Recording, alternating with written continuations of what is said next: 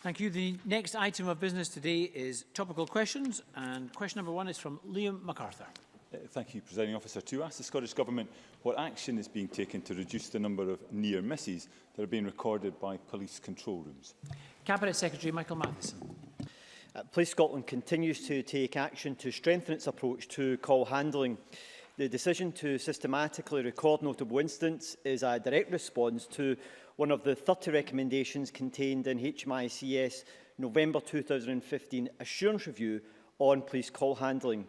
The Inspectorate has identified that such a process is crucial to creating a learning environment that improves processes and mitigates against risk.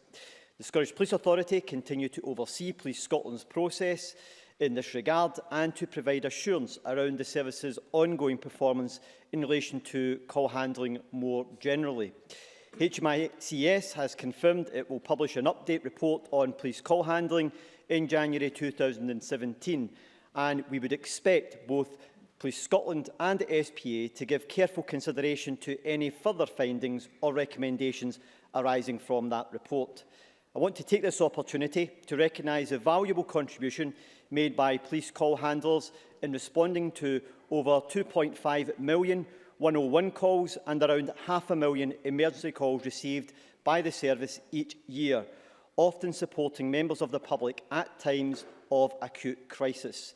The notable incidents information released last week highlights that these occur in only around 1 in every 22,500 calls, and I welcome the fact that action is being taken to understand and respond to instances where the service to the public has fallen short of what would be expected. Liam MacArthur. Can I thank the Cabinet Secretary for that detailed response? I think he's right in setting these figures in context, as well as to pay tribute to call handlers and staff involved. But I think looking at the detail of some of those cases registered between April and October, I think he'll agree a number involve fairly serious issues. The locations of incidents being incorrectly logged, a 2-week delay in checking on the welfare of a child due to a misplaced report, and in response to one threat to life reported 4 times, the caller was told there were no officers available. One of the primary concerns that many had about the closure of local control rooms, with calls being answered increasingly closer to the central belt, was the loss of local knowledge. Can the Cabinet Secretary therefore tell me how the loss of staff, with in some cases decades of experience and detailed knowledge of their patch, has been mitigated? Cabinet Secretary. Well, I think the member needs to recognise that when Police Scotland was established, there were some 18 call centres across the country, many with IT systems that didn't actually link into one another, couldn't record vulnerability, weren't able to share intelligence, and therefore we had a system that wasn't fit for purpose in moving forward to deliver the services to the public that was necessary. Well, the member will also recognise that in the cases which were logged, where there is been an error that has occurred, where there is an issue about concern as to the impact it may have had on a member of the public, if it is serious enough, then the matter is investigated by PERC. In a few of these instances, that's what has happened. But the purpose behind the recording of notable incidents is to make sure that where an error has occurred, so for example, if it's the wrong details that have been entered into the system by logging in the wrong code, or whether they have failed to actually dispatch officers to a particular incident when it's been received, is to make sure that that information is captured and that they then learn from the lessons that can be gained where that is necessary to ensure that that is minimised in the future. So this is about trying to make sure that there's a right environment within our call centres to allow staff to be able to provide information where they think an error has been made. The member will also be aware of the 30 recommendations, or if he's not, he should be, of the 30 recommendations that were made by HMICS last year. Recommendation number 12 was one which specifically asked Police Scotland to review its present staffing model for its call centres in Scotland. That piece of work has already been completed, and the Police Scotland are now implementing that in terms of the staffing of the call centres. So there's a significant body of work that has been taken forward over the course of the last year, and I've got no doubt that Police Scotland will continue to do that, make sure there's appropriate assurance and review of that process, as there is through the Scottish Police Authority and independent assurance, which I've directed through HMICS. Liam MacArthur. Thank you, and can I thank the Cabinet Secretary for that further detailed response and certainly the encouragement offered about the way in which Police Scotland are taking forward the recommendations that he outlined. Of course, these statistics were only released to the BBC after the Scottish Information Commissioner ordered them to be so. Does the Cabinet Secretary believe that these figures should be routinely published as a matter of course in order to aid both public scrutiny and indeed provide wider reassurance? Cabinet Secretary. Well, an issue of freedom of information requests, I think it's worth recording in Parliament. The public body in Scotland that deals with more freedom of information requests than any other part of the public sector is Police Scotland. And one of the pieces of work which they are undertaking at the present moment is looking at what information can they put readily into the public domain that would not require a freedom of information request to be necessary. This is some of the information which they are presently considering, but it is worth also keeping in mind is that Police Scotland are still developing the notable incidents process. It's a system which is going to be reviewed as HMICS have already identified that they will review as part of their ongoing assurance review. So it's a piece of work which they are still taking forward, and I've got no doubt once that process is being completed, they'll be looking to see what information they can put in the public domain to give continued reassurance about the way in which their call centres are operating. Douglas Ross. Thank you, Presiding Officer. Earlier this year, Chief Superintendent Campbell Thompson, Divisional Commander of A Division, which includes Murray, said, and I quote, "There have been a number of challenges relating to the recruitment and retention of police staff controllers." Can the Cabinet Secretary tell Parliament what action was taken to address this issue? And does the Cabinet Secretary acknowledge the concerns held by local communities about continued centralisation of this vital function of Police Scotland? Cabinet Secretary. Well, the first thing I would say is that I'm not sure whether the member is suggesting that we retained the old model where we had 18 call centres that didn't have IT systems that could actually cooperate with one another and which were not able to share the right intelligence across them, because that was not a system that was fit for purpose. And also, the model which has been taken forward by Police Scotland, having been reviewed by HMICS, has actually said it's an appropriate model for the delivery of the services in Scotland. And as the member, I know he wasn't in the previous Parliament, but as a member should be aware, recommendation 12 within HMICS's assurance review that I directed last year made the recommendation of reviewing the modelling of staff being provided within the call centres. That work has now been completed, and Police Scotland are now implementing its recommendations to make sure that the staffing ratios which they have within the call centres are suitable to meet the needs and the demands of the service. Ben McPherson. Thank you. As referred to in his answer to Liam MacArthur, can the Cabinet Secretary provide an update on Police Scotland's progress in implementing the 30 recommendations contained in the HMICS Assurance Review on Call Handling? Cabinet Secretary.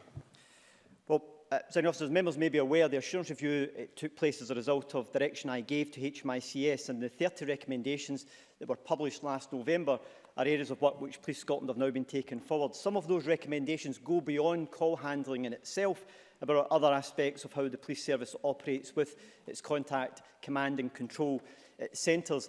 HMICS have confirmed that they will provide an update in January 2017. That will be laid before Parliament, and members will then be able to see what progress has been made against each of those recommendations, and whether there's any further recommendations or pieces of work which HMICS are recommending that Police Scotland take forward. But what I can assure the member of is that those recommendations are under constant scrutiny by HMICS, by the SPA, Governance and Assurance Review Group that are also responsible for this piece of work, and also external assurance that's been provided to Police Scotland to ensure that they are doing everything possible to implement these recommendations effectively. Claire Baker. Thank you, Presiding Officer.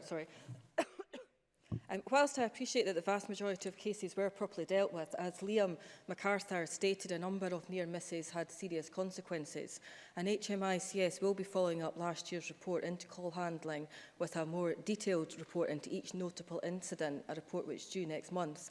And when published, will the Cabinet Secretary commit to coming back to this Parliament to update us and assure Parliament that all possible action has been taken to address any concerns that HMICS and the wider public may still have? Cabinet Secretary. Well, I'm happy to do so if members would find that useful, because it will allow members to get a full update on where Police Scotland are in taking forward those 30 recommendations. It's also worth keeping in mind that as part of the assurance process, I also directed HMICS to undertake unannounced inspections in the call handling, contact and control centres to make sure that there was continued review of the way in which Police Scotland were handling calls and the way in which their centres were operating. That continues to take place, and HMICS are continuing to monitor these matters. But I've got no doubt that if members would find it useful to have an update once HMICS update report has been provided, then I'm more than happy to look at facilitating that for Parliament and for members. Question number 2, Marie Todd. Thank you, Presiding Officer. To ask the Scottish Government what the expected impact on health will be from the ban on smoking in cars with children present. Minister Eileen Campbell. Okay. The overall health of children will be improved by reducing their exposure to the harmful effects of second-hand smoke in cars. Second-hand smoke can have serious negative health impacts on a child, including coughing, wheezing, asthma, middle ear disease and respiratory tract infections such as bronchitis and pneumonia. Marie Todd. I thank the Minister for that answer and for the steps that this Government is taking to protect children from the harmful effects of second-hand smoke. It sends a clear message that children in Scotland should be growing up in a healthy, smoke-free environment. How will the Scottish Government monitor the effectiveness of the legislation, and over the longer term, will it review the penalties available, whether the penalties available are providing a useful deterrent? Minister. Before I respond in detail to the supplementary from Marie Todd, I just wanted to, noticing our Liberal Democrat colleagues in the Chamber, put on record our thanks to Jim Hume for his work in the previous Parliament in bringing forward the original member's bill on this. Before I talk around the way we'll monitor it, I just wanted to highlight the more general approach that we're taking around ways to reduce the harm caused by tobacco. Our Take It Right Outside campaign encourages adults to smoke outdoors, and that's helped us reach our target of reducing children's exposures to second-hand smoke from 11% in 2013 to 6% in 2020. And while we've reached that target 5 years early, the legislation that started yesterday demonstrates our commitment to continuing to push this further. We're also increasing restrictions on the sale and purchase of tobacco and electronic cigarettes by under-18s, limiting the advertising of these products and bringing a mandatory ban on smoking near hospital buildings to further protect people from the harmful effects of second-hand smoke. We're also examining proposals to extend the current ban on smoking in enclosed public spaces to prisons. And working with partners in environmental health, the NHS and others, we will continue to monitor the effectiveness of our legislation and consider what further steps should or could be taken to ensure that we create a tobacco-free generation by 2034. Marie Todd. Thank you, Minister. I was going to go on to state that given the observation that children growing up with a parent or others who smoke around them are much more likely to become smokers themselves, and that 2/3 of adult smokers say they started smoking as children, we can make a real impact on future health by protecting children from tobacco. And I was going to ask you to tell us what wider action the Scottish Government is taking to create a tobacco-free generation in Scotland by 2034. But I think you may just have answered my question. I'm not sure if there's anything more you want to say. Minister. I can add to that range of different activities that we're taking to let Marie Todd know that, in addition, smoking cessation advice and support is available also to all pregnant women in Scotland to help ensure that each child has the healthiest start to life. So there are a range of activities that we're taking forward to ensure that we have a generation that's tobacco-free by 2034. Alex Cole-Hamilton. Thank you, Presiding Officer, and I'd like to extend my thanks to the Minister for her recognition of the work of my good friend Jim Hume and the Liberal Democrats in stewarding this bill through the Scottish Parliament. As Minister for Public Health in the last session, Michael Matheson said, we have no current plans to consult on extending Scotland's smoke-free laws to private cars. Successful implementation of the smoking ban has undoubtedly already reduced exposure to second-hand smoke among children in Scotland. And yet today, we have this well-deserved fanfare and this beautiful SNP infographic claiming credit for it. Does the Minister agree that without the intervention of my good friend Jim Hume, we would not have passed this landmark act, and we would not be celebrating today the protection of tens of thousands of Scottish young people? Minister. So despite there was a degree of kind of friendliness, I suppose, at the start of that question, it descended into a bit of churlishness as well. I think, you know, when we remember how we came to vote on it, it was voted unanimously by each and every party across the chamber. And we're putting on record our thanks to Jim Hume. Of course, he came forward with the members' debate, but we'd already had a number of pieces of legislation in place to take forward our ambitions about having a smoke-free generation by 2034. Of course, much of that started by the previous administration, the Labour government as well. So I think across all of the parties we have worked hard to ensure that public health in Scotland can be improved, and will continue, I hope, in the spirit of consensus to make sure that we can make further gains in public health in Scotland. Thank you, Minister. That concludes topical questions.